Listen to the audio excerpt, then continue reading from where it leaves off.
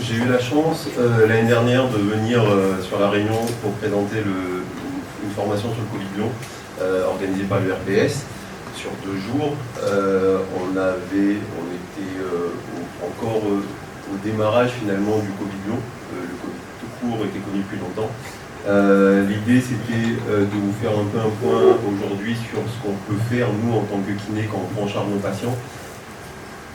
Vous allez voir la difficulté finalement dans le Covid long, c'est que c'est pas du tout une prise en charge habituelle de nos patients respiratoires, BPCO, fibrose, muco, etc. Il faut les prendre un tout petit peu différemment, donc c'est un peu ça l'objectif de cette présentation.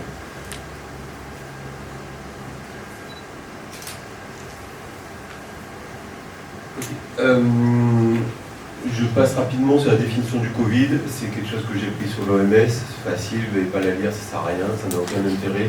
Mais le docteur Delpian nous en a parlé juste avant. On avance sur le sujet. En effet, il s'attaque aux cellules ciliées de nos poumons via les récepteurs AC2. On en a parlé juste avant, on va aussi avancer, ça me fait gagner du temps sur la présentation, merci. On vous a montré ces fameux clichés de scanner en verre dépoli. C'est en effet assez classique chez nos patients qui présentent un Covid.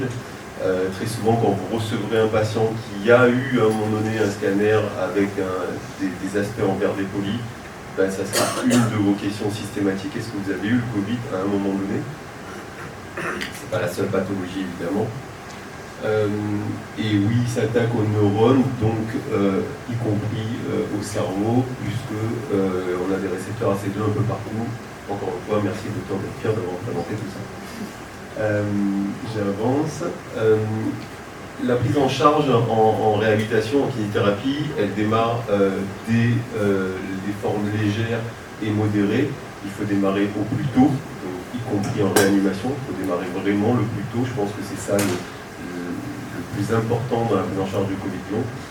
La difficulté, c'est de les dépister. Alors, quand ils sont hospitalisés, c'est simple, puisqu'on les a dépistés.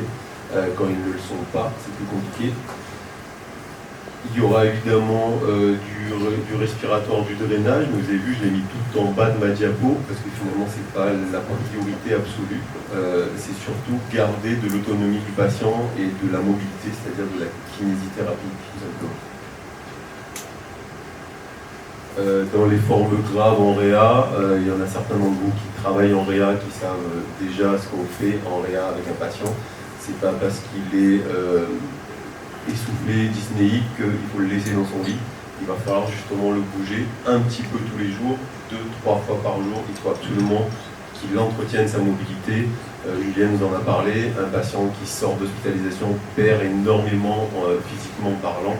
Donc du coup, il faut absolument entretenir ça pour pas que ce soit trop compliqué à la sortie pour récupérer, sachant que ça sera compliqué de récupérer. Le Covid long, évidemment, il y a une définition de l'HAS, je vous laisse la lire. Au-delà de 4 semaines de symptômes, on considère que c'est un Covid long.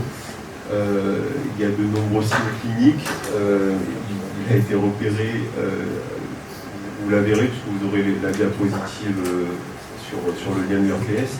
Il y a des symptômes du Covid et des séquelles un peu partout. Donc du coup, il ne faut pas se fier que aux problèmes respiratoires en effet.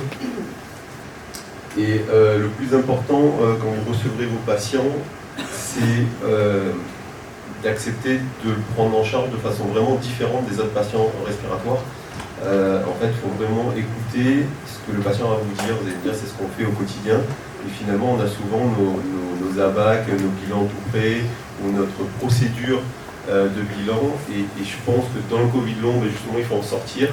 Il faut vraiment écouter tous les symptômes que le patient vous décrit. Et il y en a tellement qu'il faut les prendre tous, parce que tout va intervenir dans votre rééducation. L'empathie, très important.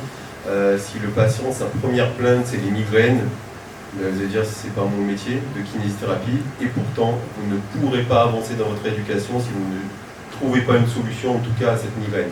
J'ai pas dit que c'est à vous de la trouver, j'ai dit qu'en tout cas il faudra s'en préoccuper au quotidien et ça fait partie des symptômes que les patients décrivent. On a l'impression souvent les médecins nous adressent le patient en mettant kiné respiratoire parce que mettent une ordonnance en mettant kiné respiratoire post-Covid, quand c'est écrit post-Covid. Du coup, il ne faut pas se baser sur que le respiratoire. Voilà, c'est un peu le message que j'ai à vous donner. Donc la première impression, c'est souvent la bonne. Vous savez, hein, quand on arrive et quand vous voyez vos patients, en fait, votre bilan il a démarré déjà dans la salle d'attente, voire même sur le chemin qu'ils ont pris pour arriver jusqu'à chez vous. Donc fiez-vous à ça, mais prenez-le en compte. Ne vous dites pas juste il est un peu avachi quand il arrive, il n'est pas très bien habillé, il n'est pas rasé. Et bien en fait, c'est parce que ça le fatigue trop de faire ça. Donc ça a peut-être un intérêt de s'en occuper. Les signes de dyspnée et d'hyperventilation. La dyspnée, vous la connaissez tous, il y a plein d'échelles qui existent. Je ne vais pas vous faire maintenant toutes les échelles MMRC, etc. qui existent. La plus simple de dyspnée, c'est l'échelle analogique. Leur demander de 0 à 10 à combien ils évaluent eux leur respiration. Il y en a qui sont très essoufflés, qui considèrent qu'ils sont qu'à 2 sur 10, alors que pour nous ils sont à 10, parce que ça arrive plus à vous parler. Mais pour eux, c'est normal, mais ça veut dire que leur sensation, en tout cas, est plus importante.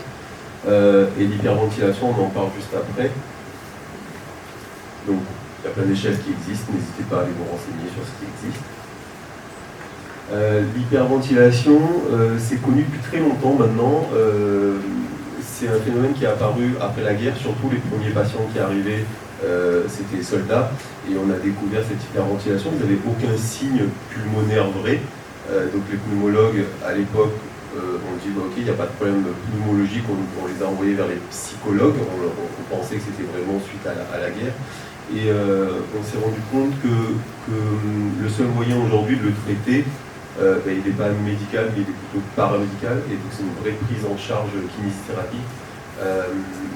Elle n'est pas simple à prendre en charge, parce qu'en effet, il faut prendre aussi en charge le côté psychologique du patient. L'éducation thérapeutique intervient dans la prise en charge du syndrome d'hyperventilation, et beaucoup de nos patients, nous on en voit en cabinet, qui ont un Covid long, ont ce phénomène d'hyperventilation qu'il faut absolument prendre en charge et qui n'est pas du tout la même mécanique qu'une BPCO ou qu'une fibrose pulmonaire ou qu'une mucoviscidose.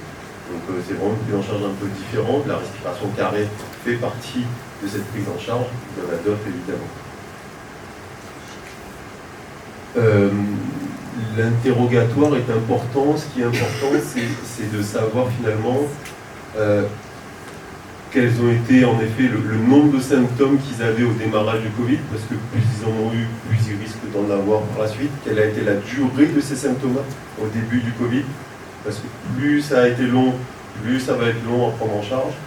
Et une des questions que les patients posent toujours aux médecins d'abord, et après à nous, c'est quand est-ce que je vais guérir, quand est-ce que ça va se terminer. Et en fait, moi je vous invite à ne pas répondre. Parce que certains se sont avancés en disant d'ici 3 mois c'est guéri,